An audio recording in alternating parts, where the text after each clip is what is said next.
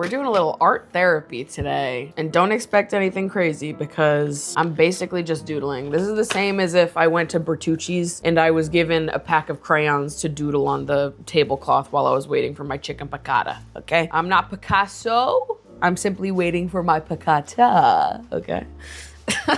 Today is gonna be a heavier video, but it's one that I think is important to make. It's one that I've wanted to make for a while. I was just waiting until I could talk about it, until I felt ready to. I think for a while, even acknowledging the ways in which I had changed felt painful because it felt like acknowledging that something was robbed from me. And I have had several years to process, and I have a lot of reflections and reckonings that I've had with my body and my relationship to sex since.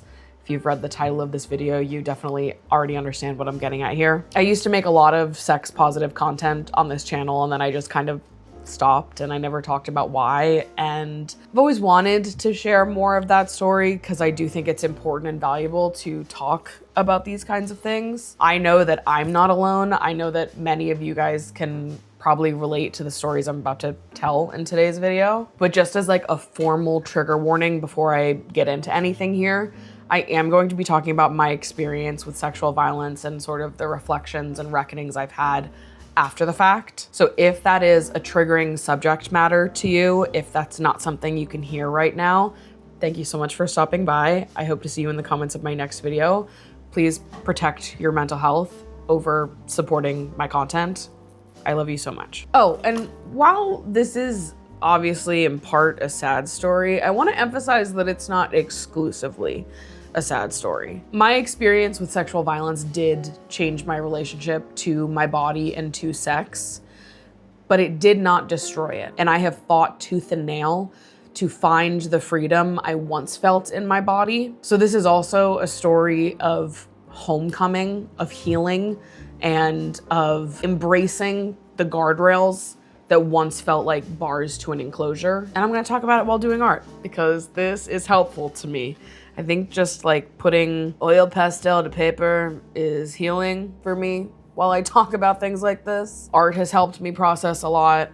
My female friendships have obviously helped me process a lot. Emphasizing my relationship to sex as a solo act before anything else has also been very helpful. So shout out to Bellesa because they are not only the best in the self-pleasure business, but they also believe in supporting and amplifying stories like mine, as they are the sponsor of today's video. Self-pleasure and nourishing your relationship to sex on an individual level is important, which is why everyone who signs up for my giveaway with Bellesa is winning a free rose suction toy with their order. Bellesa is, of course, a sexual wellness company on a mission to empower everyone to celebrate, embrace, and explore their sexuality in whatever way that means to them. All of their toys are rechargeable, waterproof, and super discreet. So let me tell you about a few of my favorites. Number one, obviously the rose toy. This like blew up on TikTok a couple years ago, so you've definitely seen it before. And it blew up for a reason. There's 10 different suction modes. It's a suction vibrator. It fits very nicely in the palm of your hand to give you full control, and it looks like a rose. Who's gonna know that's a vibrator? No one.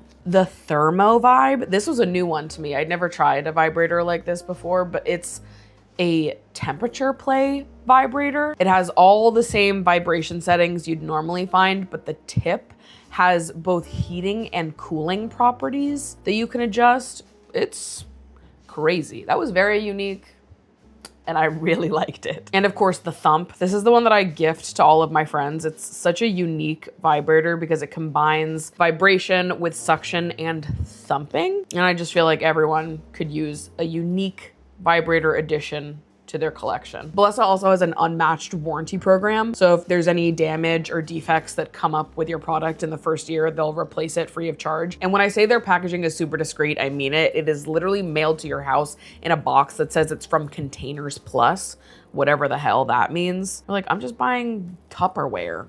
What the hell? Who's gonna know? Containers Plus? How would anyone know that's a vibe? So thank you again to Bellesa. Be sure to sign up for the giveaway. Again, every single person that signs up will receive a free rose suction toy with their order. And that's gonna be linked in the description down below. Where do I begin? When I was in my early 20s, my relationship to sex was one that in hindsight was a lot more complicated. But at the time, it was something that I would have told you made me feel so completely empowered, that I felt freedom in my body, and I was just like ecstatic to be so present. And this part is the 100% truth, in that for all of the times I've struggled with my body image throughout my life, sex was actually a part of my life that I didn't struggle with body image in. I felt hot and sexy, and I very rarely felt self-conscious in sexual settings, which is interesting. I don't know why that was, because I felt insecure in so many other facets of my life when it came to my body, but I had a pretty good relationship with sex on a personal level. Obviously, the complication comes in when I look back and reflect on the lack of boundaries or the agreeing to casual dynamics that I knew I didn't really want, and sort of getting sucked into the hookup culture of it all. That was not great. But I would say that overall, I had a very positive relationship to sex that felt less complicated in like a day-to-day sense than it does now. So let's talk about when it changed and why it changed. I'm going to leave out lots of the details here. It's unnecessary and just kind of, graphic for no reason. But I am going to tell you the parts of this story that are necessary to understanding the aftermath and some of the realizations and reckonings that I've had. I went out for drinks with a friend of mine one night, and I decided to confide in them about how I really wanted to build up my confidence in queer dating situations specifically, that I really wanted more experience dating women and embracing that side of myself. This was before I had ever come out as bi. Obviously, all my friends knew, but it wasn't like a public thing that I talked about yet. And I was confiding in this friend because they were someone that I thought had much more experience than I did.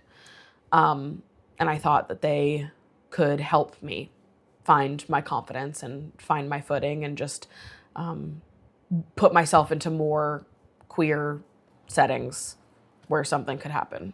I don't know. It was later this same night, shortly after confiding in them about this, after we had been drinking for a few hours, that my friend put me in a situation where I was having a threesome that I did not want to have, both with my friend and with a stranger, a man that I had never met before. And my friend was saying that this was my opportunity to explore my queerness and to get more experience. I felt really pressured and I was scared, and this was a friend that I trusted, and I felt weird about arguing with them about sex. So I just kind of said nothing. It feels important to note that during this threesome, the other two people were not interacting with each other. They were only interacting with me. And I didn't say a word to either of them the entire time. I always thought that if I ended up in a situation like this, that I would have the courage to say no and to stand up for myself and, run away, leave, do anything. But in reality, I froze, and I didn't want to upset anyone. I was fearful. I was drunk. And this was someone that I trusted.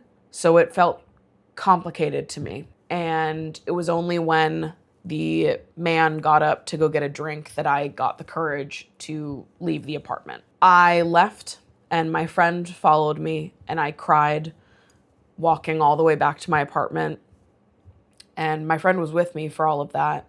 But I think at the time, and for honestly many years that followed, I associated my trauma of that night with the man and not with my friend, because it was too painful for me to acknowledge that my friend also did that to me, that there was two people in this story that hurt me, and one of them was someone that I had known and trusted for years. So I came home, and I'm sitting on this couch sobbing. Eventually I'm like, okay, I just have to get up and go to bed, and we'll process this tomorrow. But before I go to bed, I have to take out my tampon because I was on my period. And when I went to go take out my tampon, I couldn't find it. And I tried and tried and tried to get this tampon out, but I couldn't reach it.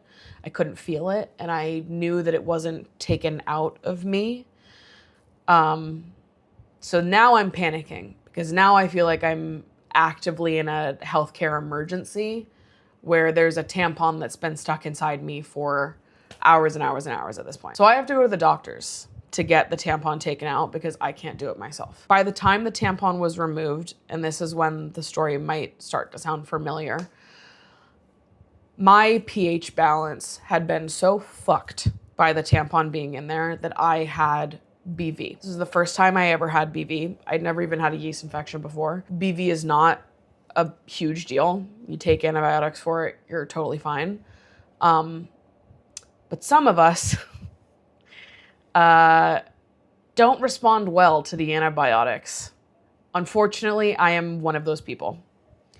So being assaulted kicked off, for me, what would be 2 years of recurring BV infections.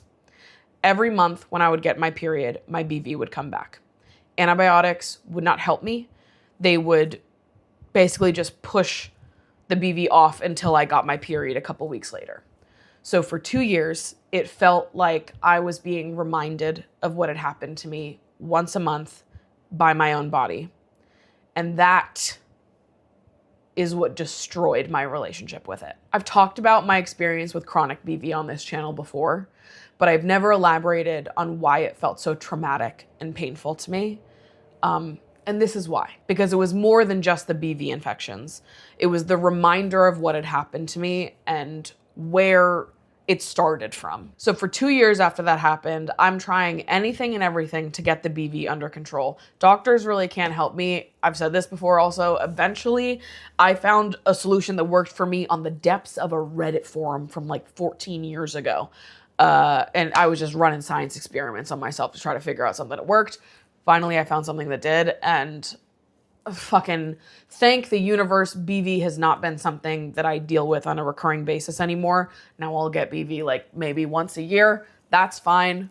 We can manage that. But I think I was left with such a fear of sex, even with partners that I trust, because I was so scared of getting BV. And my period triggers BV, and so does sex. Anything being introduced to my system fucks with it immensely. I am so sensitive down there now. I like need someone to fully shower right before they have sex with me, or else I'm getting BV. Which is something for me to deal with in a different time in my life because I've only had penetrative sex once since I was assaulted.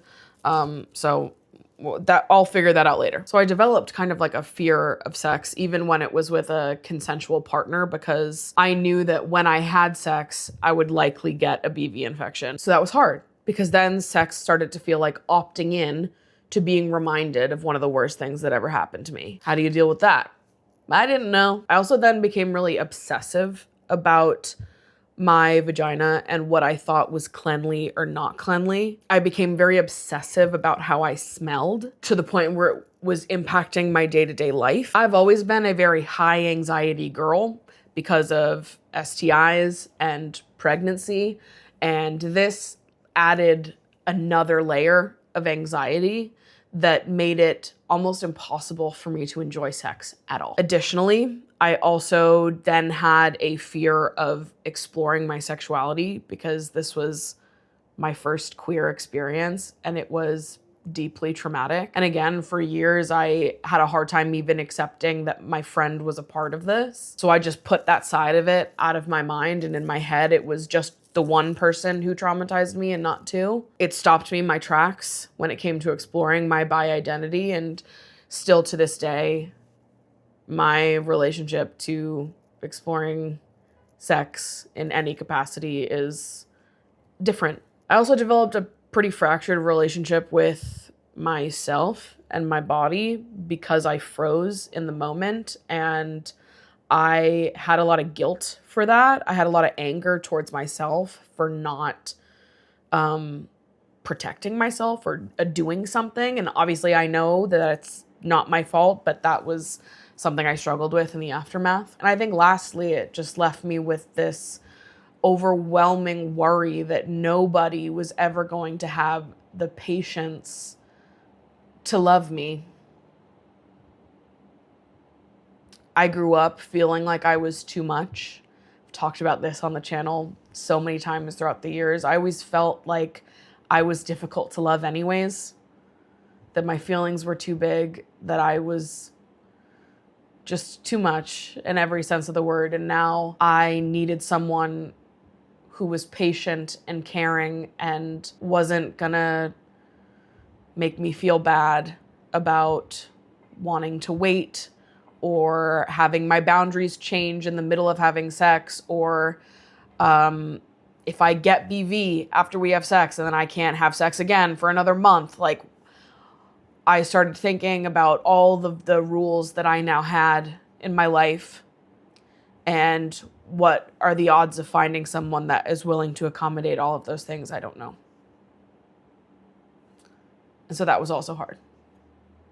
I think that's the part that's probably the hardest present day. There were years that passed where I felt like the freedom that I felt in my body in college was something I would never experience again. I thought that it was just totally robbed from me and that everything was going to be different now. And I've watched friends of mine go off and have, you know, fun, flirty times in our late 20s. And I felt like it was something that I would have to, just opt out of forever. I know now that's not entirely true. It is different. It'll always be different. And there's nothing I can do about that. But I'm not helpless. And things are different. But that doesn't mean they can't still be great for me in the future in a different way. But I miss how I felt about sex before I was assaulted. I miss when sex was just fun and sexy. I could just decide on the drop of a hat that I wanted to have sex. And now it's not like that anymore. Now it honestly sometimes feels like a logistical nightmare to me. All of the things I have to get right in order to feel comfortable. But here we are. And last year I was grappling with this a lot when I was experiencing this urge to experience intimacy again. I really wanted to explore that side of myself again, but obviously it's complicated now. And at the time, this is going to sound a little crazy. At the time, I was watching Vanderpump Rules season 6 for the first time. Oh, how the world changes in the span of a year, my friends. Now I host a Vanderpump Rules podcast. And I had just watched the scene in season 6 of Vanderpump where Ariana and Lala are going shopping, and Ariana is confiding in Lala over the fact that she and her boyfriend at the time, Tom Sandoval, were not having sex that often anymore. And Ariana talks a little bit about how the reason for this is because she dealt with a lot of trauma in her past relationship, and she felt like in the early stages of her relationship with Tom, they were in this like honeymoon phase and things felt different. And now that she's more settled in, a lot of her past insecurities from previous relationships are coming in. And one of her previous insecurities was that her former partner made her feel like her body and her vagina was gross. And I cried watching that scene because I feel the same way. And I was so in awe of the courage it takes to talk about something like that publicly, because I have felt the same way, and it felt too shameful a thing to say out loud. To say that I felt like my vagina was gross, that I felt completely disconnected from that part of myself. And that was hard, because this was like a part of myself that previously I didn't have a lot of insecurities about. My sexual self was one that seemed almost protected from a lot of my body insecurities, and now it was the worst one of any of them. So throughout this process of wanting to continue exploring and just pushing my boundaries a little bit, I did start dating again from time to time. And I remember one night I was out to dinner with my friends, and I was texting a guy that I had been seeing, and he kept asking me to come over to his apartment. It was like 11 at night, and he's asking me to come over, and I politely said no and tried to lightheartedly express that I didn't want to have sex too soon. Obviously, this isn't something I want to explain to people within like the first 3 days. This is something that I'm going to talk about in depth with someone that I'm intimate with, because obviously it's going to be complicated for me to navigate with a new person regardless forever. But I had this person who was asking me to come over. It's late at night, and I'm trying to politely say no without explaining my reasons why, because I shouldn't have to. A no should just be a no. And he's really pushing me to come over, and I just, all of a sudden I'm crying at the bar. I'm crying as I'm drinking a margarita because I'm like, is this what it's always going to be? Am I always going to feel like someone is pressuring me to do something that I don't want to do because I'm traumatized and sex is fucking complicated to me now? And I started to get angry because I'm like, oh, it actually pisses me off that nobody treats sex like it's a complicated thing. Because for so many of us, for so many women specifically, it really is. And it's not something that I can just be like, okay, yeah, I'm going to do it. Oh yeah, fuck it. I'll go have sex right now. That's not how it is for me anymore. And I had this moment where I was like, oh my God, is it always going to be like this? Is it always just going to be so hard? And it makes me want to go, fuck it. I'm not dating. I'm not talking to anyone. Get away from me, which is essentially why I haven't dated anyone for the last like 5 fucking years. Everyone feel caught up now? I just felt frustrated because I'm like, fuck, I don't want sex to be a major part of the dating process for me anymore. It's too much. I want to just date someone and have fun getting to know them over time. And then maybe we make out a little bit and we do other stuff besides penetrative sex, because that's the part that feels really hard for me. And nobody pressures me, okay? I want to build trust with someone beforehand so that I can feel comfortable. My priority is myself, my own comfort and how I feel. And the second anyone pressures me to do anything, I'm like, fuck off. Fuck off. We're not dating each other anymore. Bye. Bye. Delete my number. Bye. And again, I come back to like just feeling like I'm too much and that like this is just always going to be a nightmare to explain to someone. Now, obviously, time has passed. And I just want to say to previous me and to anyone that might relate to previous me that it's not even close to too much to ask someone for patience and kindness and trust in order to want to have sex with them. You're not frustrating for saying no. You don't owe anyone access to you like that. And you deserve to be with someone who cares about you enough to want you to feel as comfortable and taken care of as possible. Don't have sex with anyone who cares more about their orgasm than they do about you feeling fucking comfortable. You're not asking for too much. They are violently too little for you. That's crazy. But it was really hard for me to feel like I was at the will of something that happened to me. And that now if I want to have sex, I can't just like decide on the drop of a hat that I want to have sex. I have to wait for the right person, the right thing. I have to wait until I trust someone. I have to be more protective of myself in a way that I didn't think about being before. It started to feel like the sexual freedom that I once felt in my body was something that I didn't have access to on my own anymore. That the only way I would ever feel that way again is by finding a supportive partner to help walk with me through that exploration. And part of that remains true. I do require different things now. And it's okay that I can't solve all of this on my own. This problem wasn't created on my own. So navigating my desire for intimacy after I was assaulted was complicated. And it's really only something that I started to explore last year, hence the introduction of making out and nothing else. Yeah, making out and nothing else. Ooh, ooh, ooh, ooh. Still cannot believe that soundbite went viral with Mormons. If only they knew that the reason why I said that is because I have sexual trauma and just want to make out with people without being pressured to do more. It was around that time that I started to break down the idea that it had to be all or nothing, or that was like the only way for sex to be fun is like we do everything or we do nothing at all. And I was like, actually, no, because I just want to make out. Actually, I just want to make out and that's all I want to do. So bye, bye, bye, bye, bye, bye. And I started exploring my sexuality in small incremental ways. I started doing something that I called Slut Saturdays, which was really just me going and making out with someone and doing nothing else.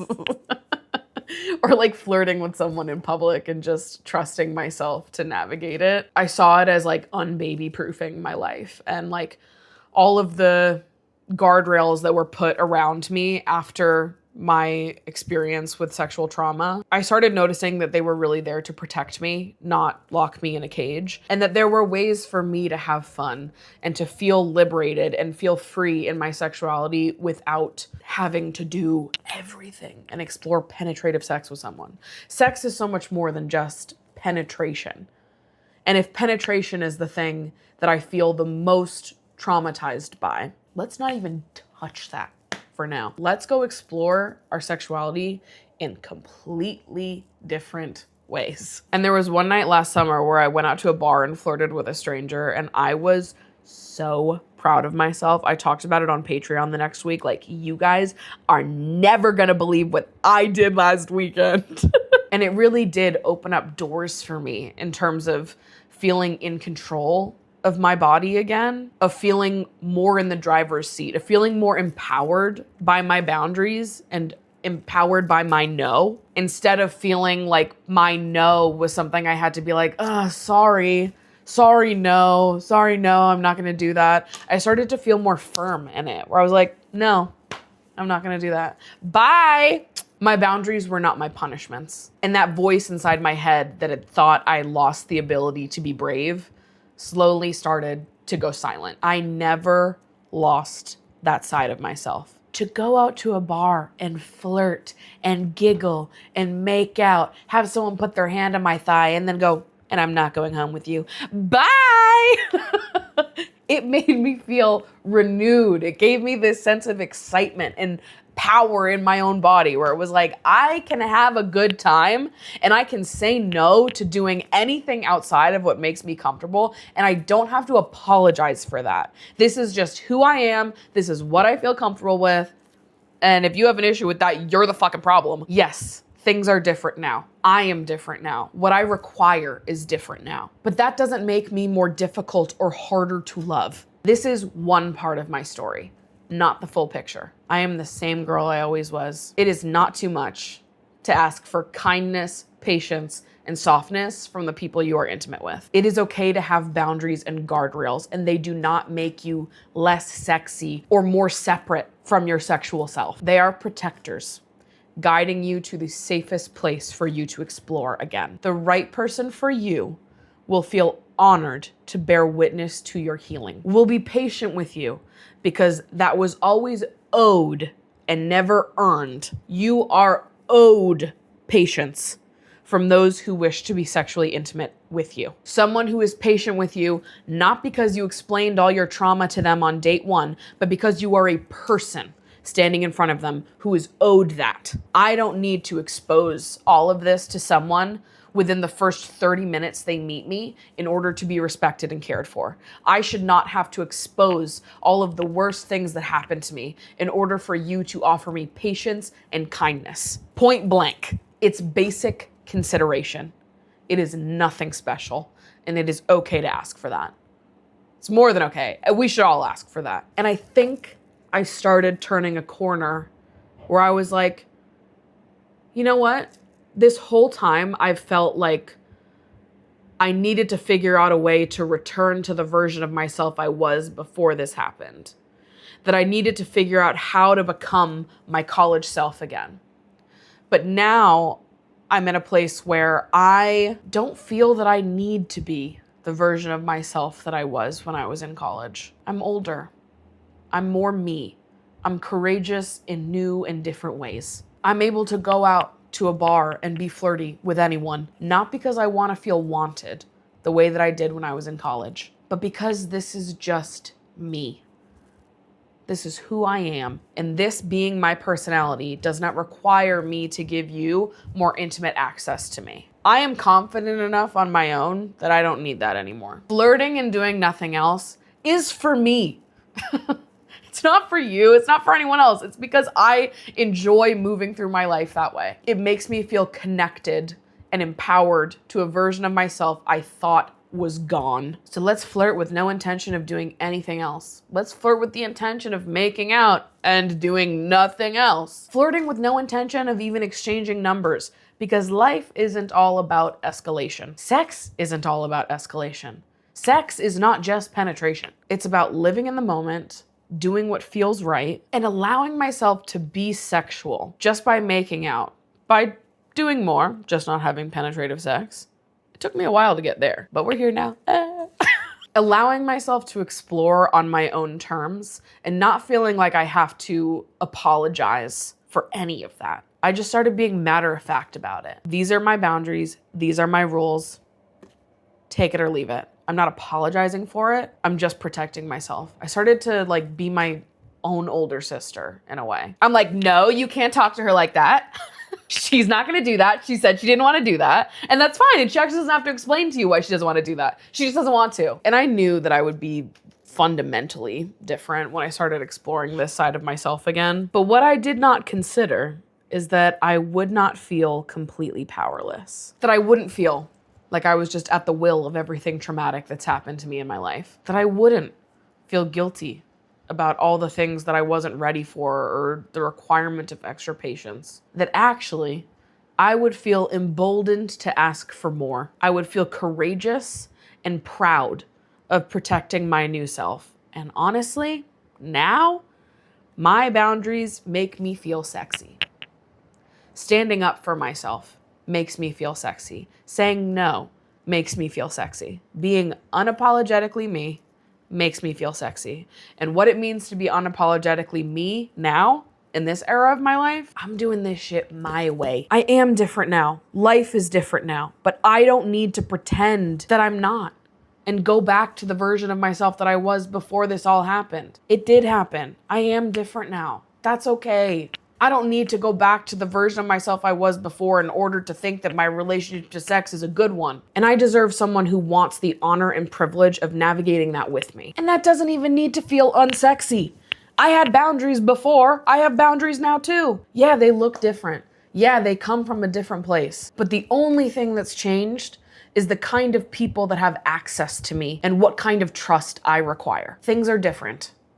But that doesn't mean different in a bad way. I can't make the trauma go away. I think I just trust that with the right person, though the hurdles won't go away, I will just have more momentum to jump over them. And truly, I feel so sexy when I flirt with no intention of doing anything else. I feel sexy when I have the courage to uphold my own boundaries, to just enjoy what I do feel comfortable with instead of punishing myself for all the things that I don't feel comfortable with. I can bring the sense of freedom I once felt into this new life with my new boundaries. I will not feel ashamed of protecting myself. I'm still as bold and brave as I always was, just in a different way. I am embracing and accepting the version of myself that requires more. And listen, this is not a linear process. Some days are absolutely harder than others. But I am deserving of a life that makes room for all of me, not just a life that asks me to shrink back into something I used to be, that requires me to erase trauma in order to be an acceptable version of myself. I will not let the things that happen to me in this life take me away from myself. I will not take responsibility for the actions and choices of other people. I am safe here. I am safe with myself. And it's not my fault that I froze. It's not my fault that I trusted a friend of mine to treat me better. It's not my fault that I didn't know what to do. I did the absolute best I could have done then, and I'm continuing to do the absolute best that I can do now. I am safe here, and someday I will be safe with someone else. And until then, I can take as much time as I need and ask for as much patience as I fucking want, because I am deserving of that. I do believe we are owed kindness and patience from each other. I don't believe that that's something that we have to bear ourselves in order to acquire.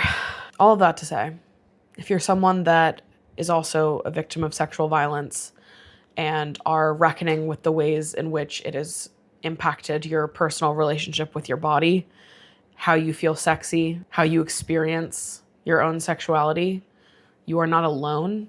And just because things are different doesn't mean they can't still be great. Your boundaries are not a burden. Never, ever let anyone make you feel that they are. This is my strawberry. kid draws this on the Bertucci's table, they're like, yo, this kid is really good.